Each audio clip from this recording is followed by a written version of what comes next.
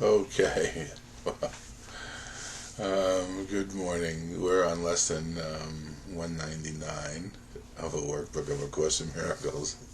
I am not a body. I am free.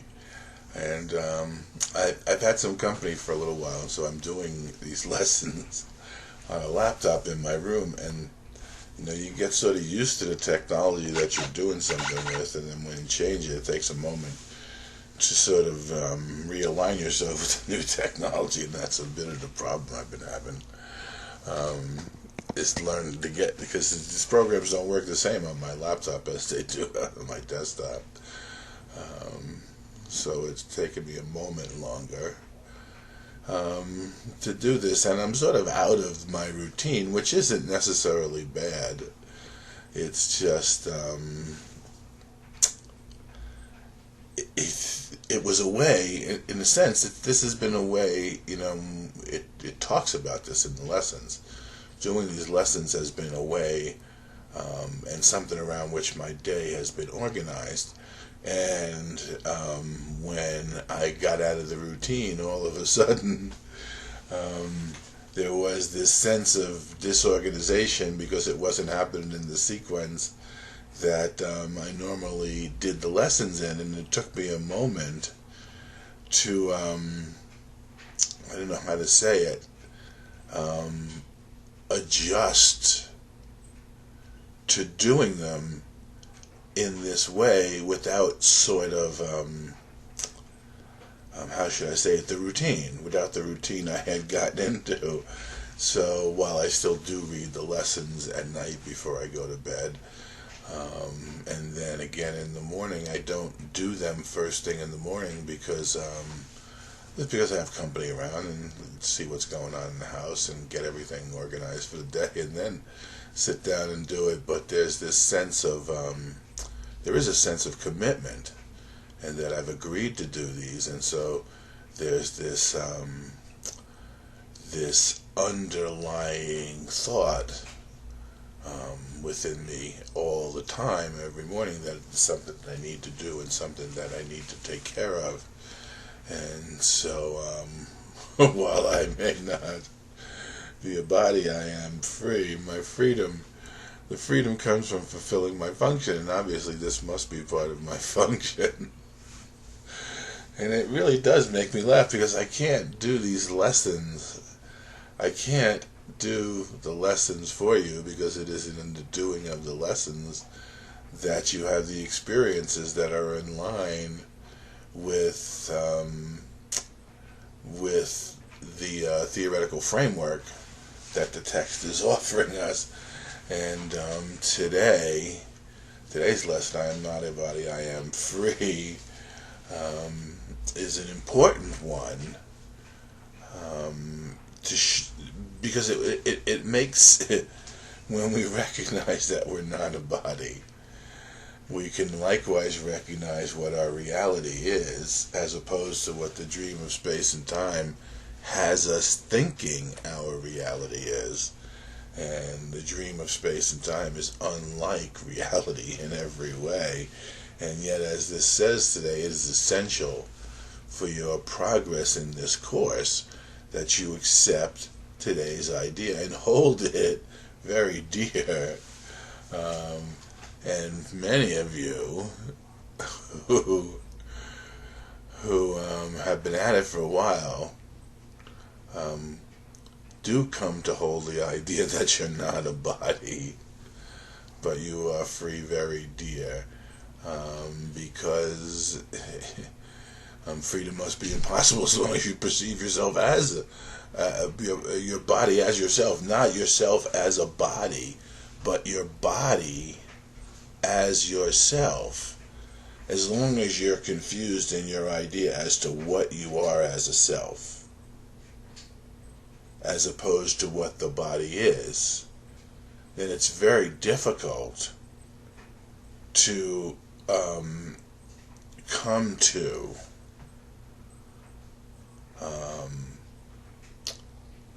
an understanding that is, let's say, I don't know how to understand this course in terms of what it's teaching, because as long as you think you're applying it to a body within a world that's solid, let's say I'm not a body, I am free, and this is saying you're not a body, and this is an idea you should hold very dear. Okay, it's not that you're not a body and the world is real and you're not a body in a world that is solid. It's that the idea of being solid is not your reality, nor is the world that you are participating in solid. Therefore, the principles that allow miracles to work truly become, in a sense, much more understandable and achievable. Achievable because you don't have to deal with the solidity of the body. You don't have to worry about it changing at all. You just have to allow your mind to change, and to change along the lines that are indicated by the experiences that come from practicing these lessons, as the lessons are offered to us. Is it essential for your progress in this course that you accept it as idea and hold it very dear? This is be not concerned. That to the ego is quite insane. And it's true. If 9 of the 10 people you walk up to in the street and you tell them, well, I'm not a body, are going to look at you like you're crazy. Because everyone here has life associated and identified with the body. And here we are being taught and learning to recognize through experiences that are consistent with what we're being taught, that in fact we are not bodies, that we are free, that our life, our reality is that of spirit, is that of our soul. And the idea of a body is a limitation laid upon you as God's Son and you as being what life eternal is, in order to confuse you, to keep you from coming to know who you are as God created you, and to keep you from coming to know, trust, and love your Creator as He knows, loves, and trusts you as well. Be not concerned that to the ego is quiet. Say the ego holds the body dear because it dwells in it and lives united with the home that it has made. Now, that's an interesting idea because it is very similar to if I said your soul holds reality quite dear because it dwells in it and lives united with the home that was made for it. Now that's the truth. And the trick, what this is saying, the ego holding the body dear because it dwells in it and lives united with the home that it has made, that's one of the tricks. That's one of the insidious, cunning, and baffling things about the ego, that it, in a sense, it takes what's true and uses it as a distraction. It takes what's true and mimics it in the form, rendering the truth hidden and the form obvious, and you're looking for something true in a form that cannot prove as true, because the form, there's no way, we know for a fact that forms that we utilize in the world of space and time have no ability to be eternal, have no ability to be infinite, and yet our ability to use them in any way that is required, and that's what this lesson is getting to, is that even though you're not a body, you're free. The body will keep gentle pace with the mind and be serviceable for the fulfillment of your function in the plan. And that's all we're really concerned with after a while, is the fulfillment of our function within the plan, and allowing ourselves to take full responsibility for the life that we are leading. And so the body becomes quite serviceable. it'll do whatever is asked of it in service to the soul. And that's what it says. The body is a limit.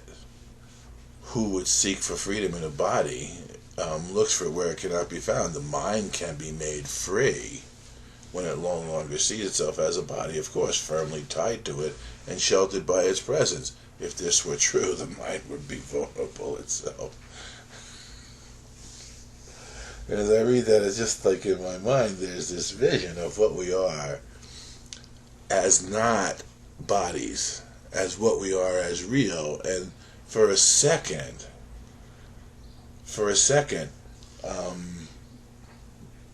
don't let the protestations of the ego and its need for you to be a body keep you from going in your mind and considering how different your perspective on the life that you're living in the world and the way in which you're living it would be if in fact you knew that the body had nothing to do with what you are in reality, and in fact could not be a hindrance at all on the fulfillment of your function. You would see how easy it would be to navigate the world of space and time unconcerned with what the ego would have us be concerned about in his attempt to convince us that we are a body, and therefore have a limited amount of time in a limited amount of space to fulfill a function that's completely unlimited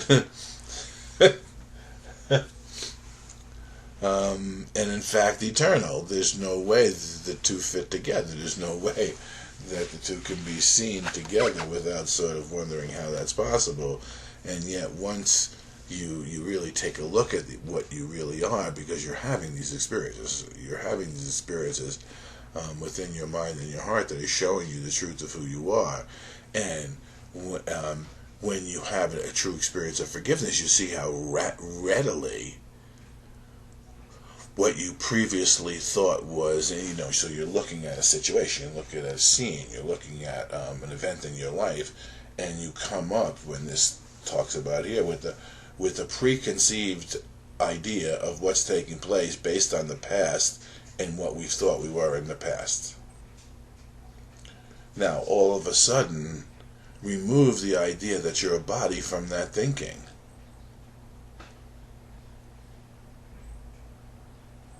And you begin to understand how easy, or if we looked at it the way it actually is, look at the mind as the projection, as that which is projecting the world of space and time, including the body. Obviously, when your mind changes, the world, your body would have to change with it as well. And when you could begin to recognize that and understand the truth of that and trust that to be true, then when you're presented with a situation wherein which you think what you are as a body limits the outcome that's possible, you'll already have a reference in your mind to tell you that's not be true, and not to be concerned, not to consider what the ego is dictating to you about what's limited within the event and the possibilities of in the event, because of the solid nature of what it is you think you are, when instantaneously, in these vertical leaps out of space and time, wherein which we become free from our association with our body as being what our self is.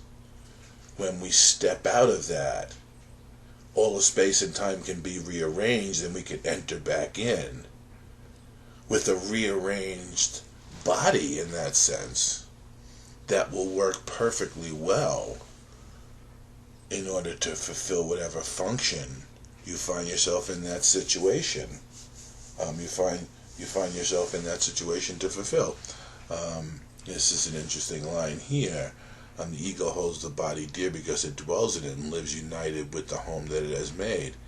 It is a part of the illusion that has sheltered it from being found illusory itself. And it's an interesting line.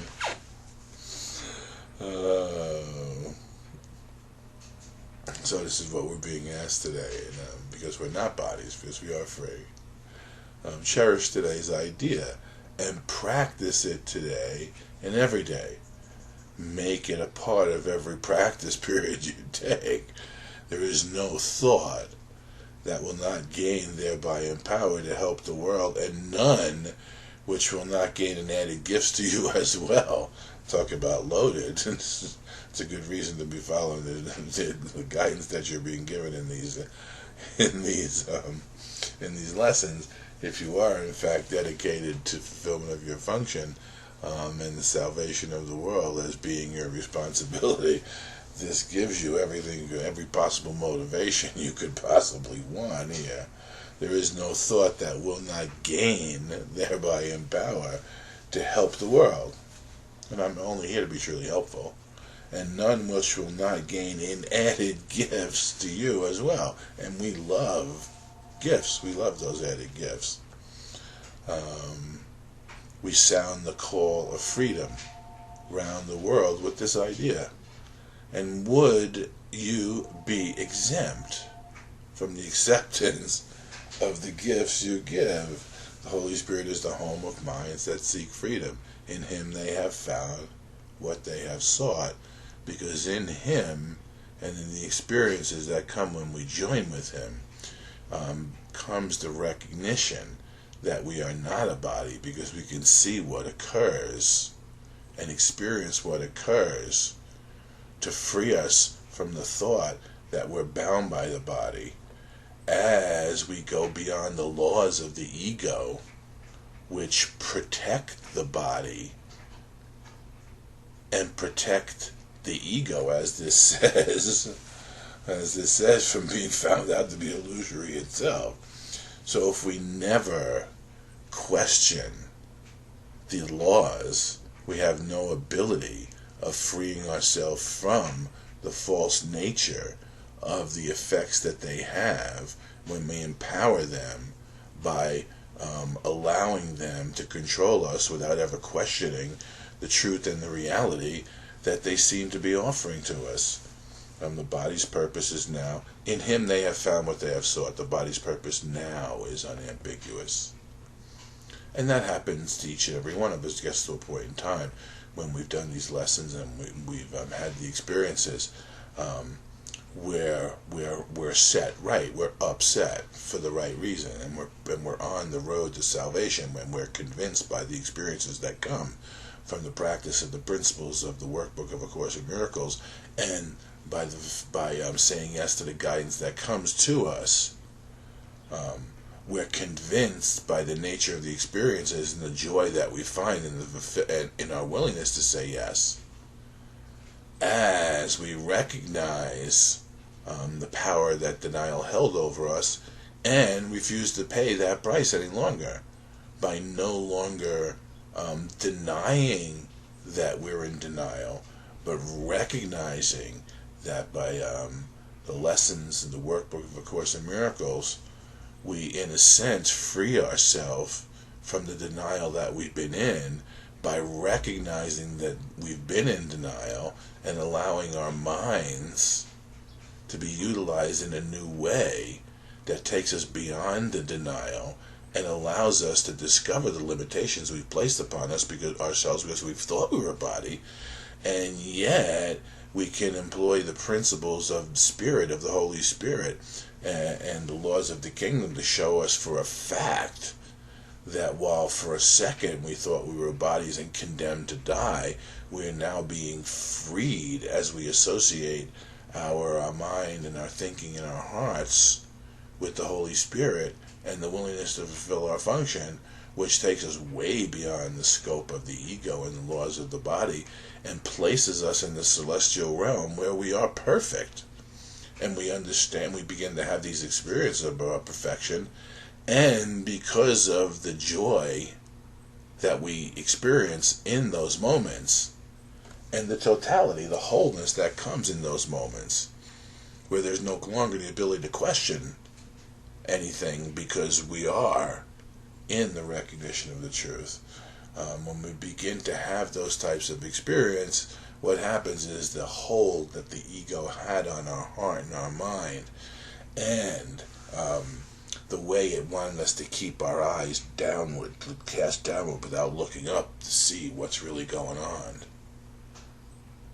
You know, without opening our ears and our mind to really hear what's happening through listening for the voice for God, rather than cowering in fear as we listen to the voice for the Holy Spirit. In these experiences, we see how absurd it is that we would be a body and we would be limited to the limitations that we associated with the body that ultimately cause us to die. At the same moment, we're trying to remember that we're all imperfect.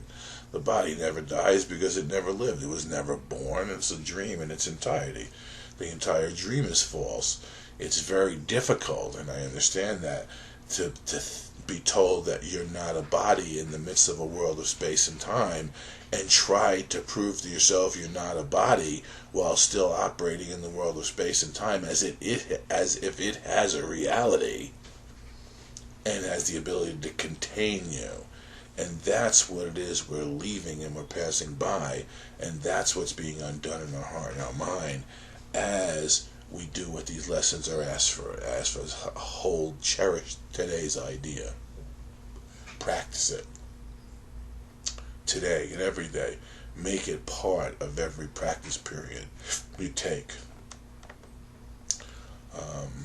Be free today and carry freedom as your gift to those who still believe they are enslaved within a body. Yes. So for a second, we step out of it entirely. Recognize our reality. Recognize this is good. The body's purpose is now unambiguous. It becomes perfect in the ability to serve an undivided goal in a conflict-free and unequivocal response to the mind, with but the thought of freedom as its goal. You see, when you've recognized that your mind has been split, and it's been a split in your mind that has been causing you to conflict, the conflict that you've been experiencing, the sickness, pain, suffering, and death that we've undergone, when we come into the ability to serve a single goal in all of our lives, and all of our thinking becomes organized around that single goal, then we start to get a consistency in experiences that show us and give us the unambiguous and unequivocal understanding of what it is we're here to do, where we no longer have to consider the conflictual dictates that the ego offers to us, and the idea that all of this ends in death. I am not a body, I am free. I hear the voice that God has given me, and it is only this my mind obeys.